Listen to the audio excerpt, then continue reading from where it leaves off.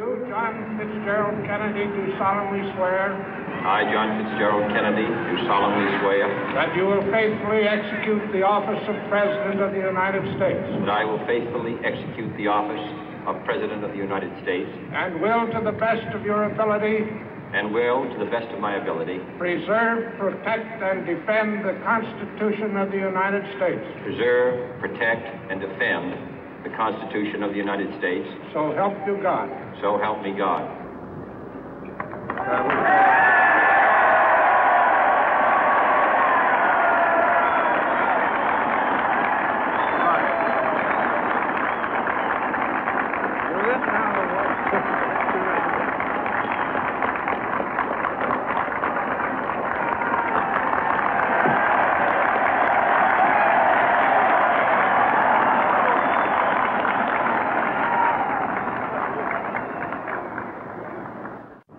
Vice President Johnson, Mr. Speaker, Mr. Chief Justice, President Eisenhower, Vice President Nixon, President Truman, Reverend clergy, fellow citizens.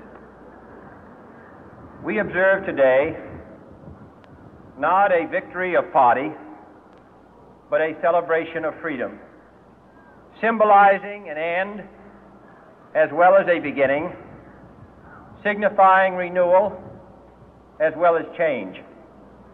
For I have sworn before you and Almighty God the same solemn oath our forebears prescribed nearly a century and 3/4 ago. The world is very different now, for man holds in his mortal hands the power to abolish all forms of human poverty and all forms of human life. And yet the same revolutionary beliefs for which our forebears fought are still at issue around the globe. The belief that the rights of man come not from the generosity of the state, but from the hand of God. We dare not forget today that we are the heirs of that first revolution. Let the word go forth from this time and place to friend and foe alike that the torch has been passed to a new generation of Americans born in this century, tempered by war, disciplined by a hard and bitter peace, proud of our ancient heritage, and unwilling to witness or permit the slow undoing of those human rights to which this nation has always been committed and to which we are committed today at home and around the world.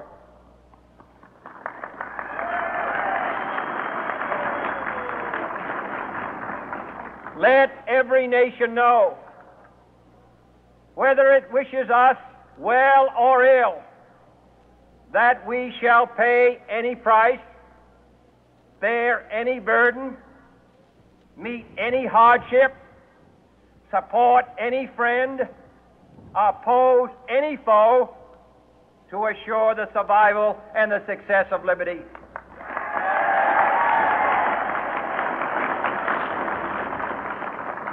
This much we pledge and more. To those old allies whose cultural and spiritual origins we share, we pledge the loyalty of faithful friends. United, there is little we cannot do in a host of cooperative ventures. Divided, there is little we can do, for we dare not meet a powerful challenge at odds and split asunder. To those new states whom we welcome to the ranks of the free, we pledge our word that one form of colonial control shall not have passed away merely to be replaced by a far more iron tyranny. We shall not always expect to find them supporting our view, but we shall always hope to find them strongly supporting their own freedom, and to remember that in the past, those who foolishly sought power by riding the back of the tiger ended up inside.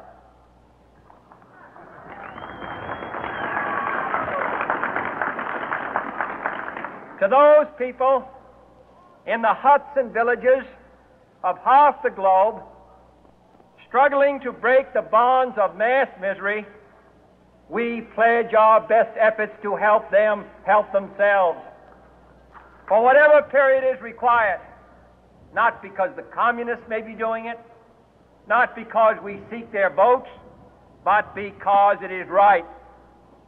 If a free society cannot help the many who are poor, it cannot save the few who are rich.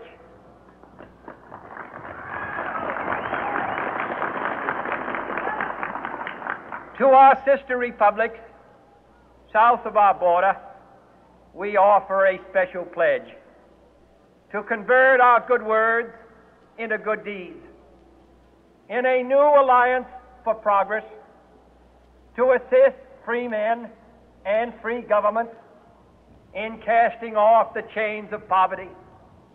But this peaceful revolution of hope cannot become the prey of hostile powers. Let all our neighbors know that we shall join with them to oppose aggression or subversion anywhere in the Americas. And let every other power know that this hemisphere intends to remain the master of its own house.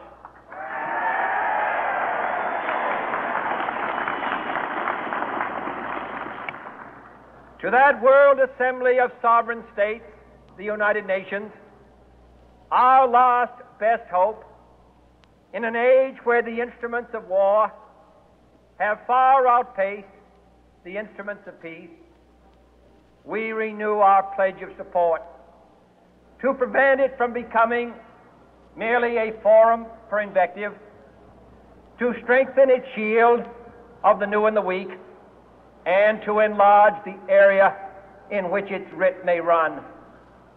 Finally, to those nations who would make themselves our adversary, we offer not a pledge, but a request that both sides begin anew the quest for peace. Before the dark powers of destruction, unleashed by science, engulf all humanity in planned or accidental self-destruction, we dare not tempt them with weakness, for only when our arms are sufficient beyond doubt can we be certain beyond doubt that they will never be employed. But neither can two great and powerful groups of nations take comfort from our present course, both sides overburdened by the cost of modern weapons, both rightly alarmed by the steady spread of the deadly atom, yet both racing to alter that uncertain balance of terror that stays the hand of mankind's final war. So let us begin anew, remembering on both sides that civility is not a sign of weakness, and sincerity is always subject to proof. Let us never negotiate out of fear, but let us never fear to negotiate.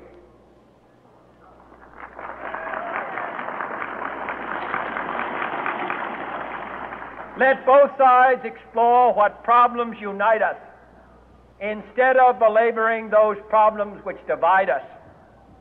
Let both sides, for the first time, formulate serious and precise proposals for the inspection and control of arms, and bring the absolute power to destroy other nations under the absolute control of all nations.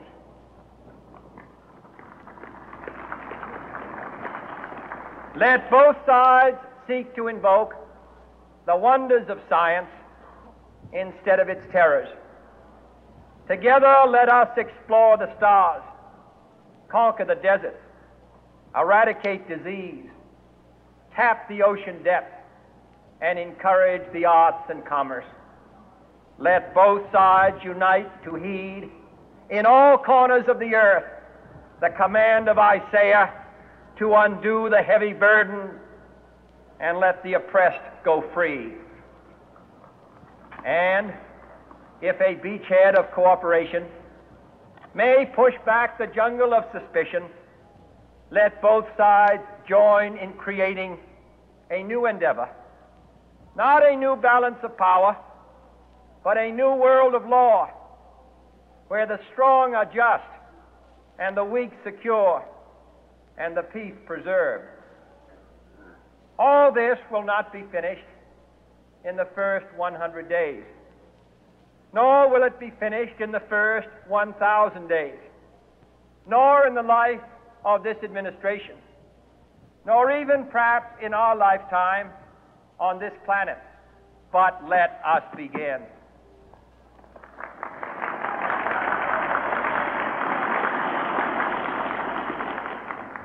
In your hands, my fellow citizens, more than mine, will rest the final success or failure of our course.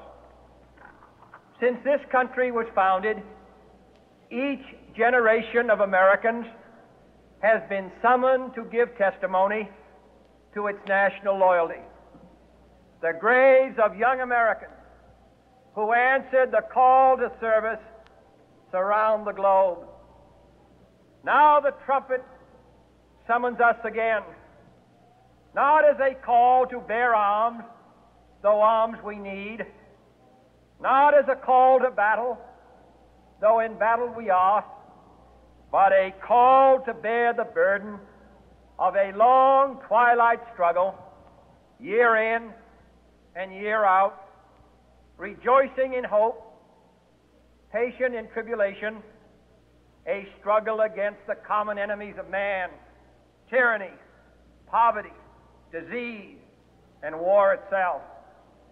Can we forge against these enemies a grand and global alliance, north and south, east and west, that can assure a more fruitful life for all mankind? Will you join in that historic effort?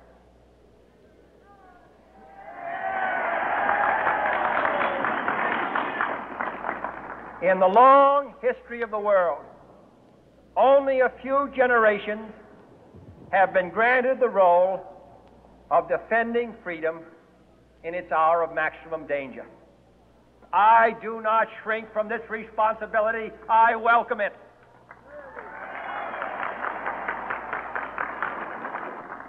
I do not believe that any of us would exchange places with any other people or any other generation. The energy, the faith, the devotion which we bring to this endeavor will light our country and all who serve it. And the glow from that fire can truly light the world. And so, my fellow Americans, ask not what your country can do for you, ask what you can do for your country.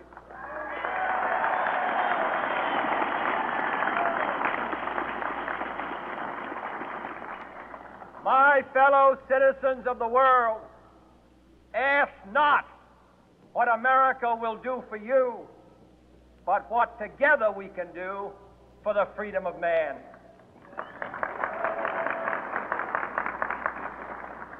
Finally, whether you are citizens of America or citizens of the world, ask of us here the same high standards of strength and sacrifice which we ask of you. With a good conscience,